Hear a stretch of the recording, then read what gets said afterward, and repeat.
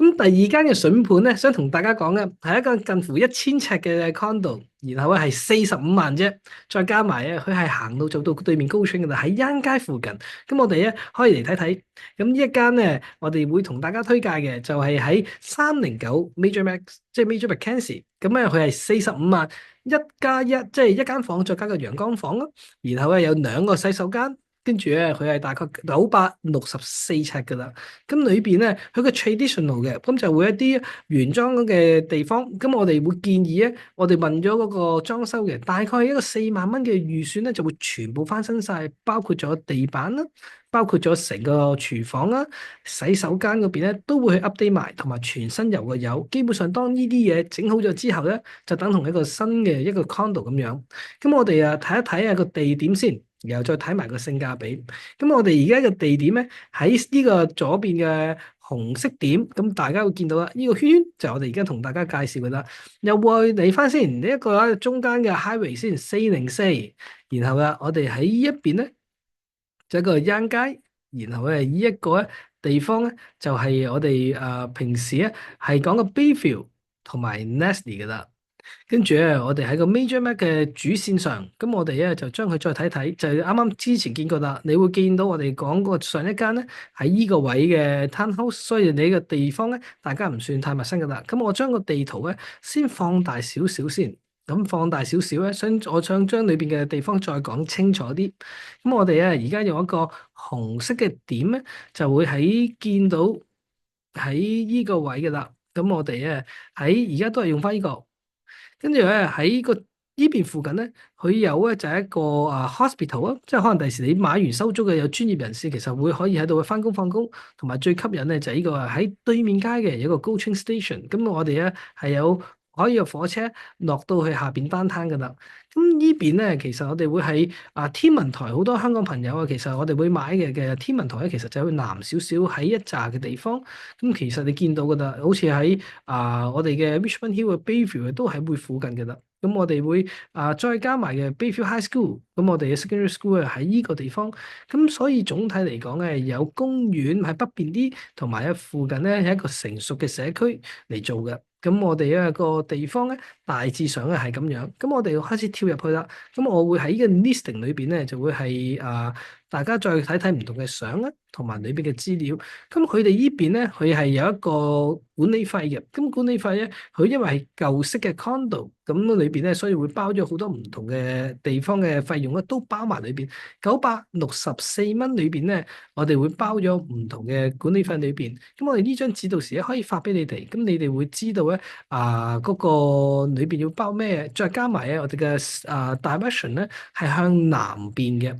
然後咧佢係有 locker 啦，再加埋咧佢有個 parking 包埋嘅，跟住咧然後就喺嗰度，跟住我哋 include 埋我哋就話喺嗰個管理費裏邊咧係有 cable TV 啦，跟住我哋 common area 嘅保險、building 嘅保險、heat 嘅熱啦。同埋hydro 都包埋，水咧都包埋。咁所以咧我哋其實如果係900幾蚊裏邊咧，咁我哋其實調翻轉睇啦。如果一個 freehold 我哋要俾其他嘢，或者我哋新嘅 condo 咧係包咗，淨係可能水電要分開嘅時候咧，你都要有一個費用。但係今次啲 condo 係全部咧係會包埋喺裏邊，所以咧喺成個價錢裏邊咧900幾蚊係包埋其他雜費㗎啦。咁係一個唔錯嘅選擇，因為佢始終係嗰個 size 係講緊900幾尺。淨係差唔多近乎1蚊，但係已經包埋水同電啊嗰一紮咧，係一個好嘅選擇。咁我哋先睇翻啦，我哋附近嘅成交價錢先。咁呢個咧就係我哋會用3個地方去睇嘅。咁我哋大家一齊跟住咧，我用紅色筆先。我哋先睇而家嘅 available，我哋喺呢一紮嘅，呢一紮咧喺市場上咧 available 嘅價錢啦，喺同一個 building。跟住咧，我哋係有啲個尺數咧喺呢個位，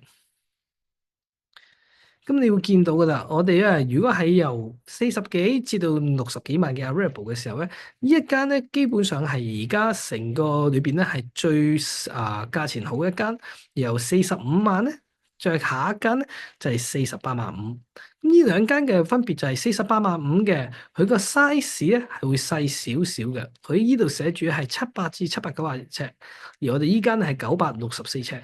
基本上咧，我哋係有成 20，即係有20% 咧係嘅分別，同埋咧你會見到咧，我哋係個價錢上咧反而係平過佢。咁嗱，Johnson 啲人會問點解你咁大隻蛤乸隨街跳啊？係因為咧，我哋呢個盤咧係叫做銀行拍賣盤，咁所以咧佢會係以銀行嘅地方咧嚟做主打嘅，唔係以業主嘅心目中嘅價錢做主打。所以啊，我哋嘅性價比已經比外邊好啦。咁第二咧，我想同大家分享就係第一，我哋喺附近嘅價錢已經係講明係一個 number one。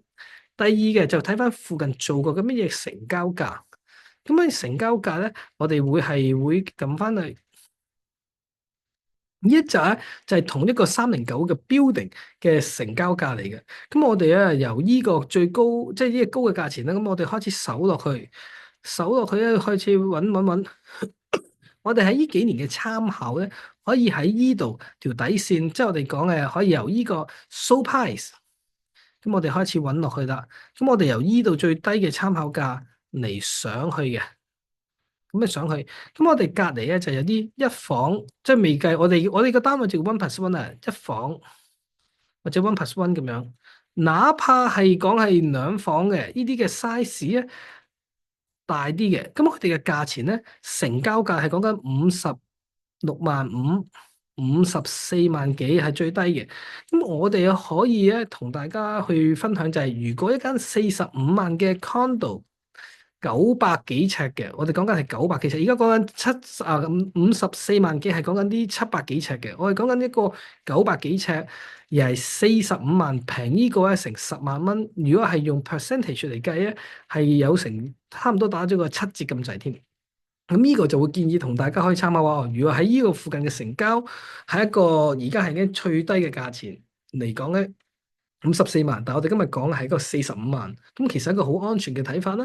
第二嘅啱啱喺個新 listing 嗰度咧，一間細過我哋係48.5萬，而我哋係一個係45萬，咁所以新盤裏邊最平同埋成交裏邊咧都未有咁嘅 record。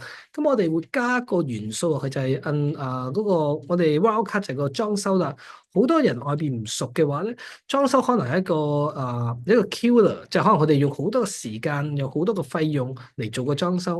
而我哋呢邊咧有個團隊，咁到時有買家有興趣買嘅時候咧，就去考慮嘅時候，我哋會安排咧，就我哋個裝修團隊嚟同你做個 consultation，然後就問你，然後之後咧俾個預算你。咁而家咧我哋問咗出嚟咧，大概4萬幾，咁就全部咧所有嘢都整好晒。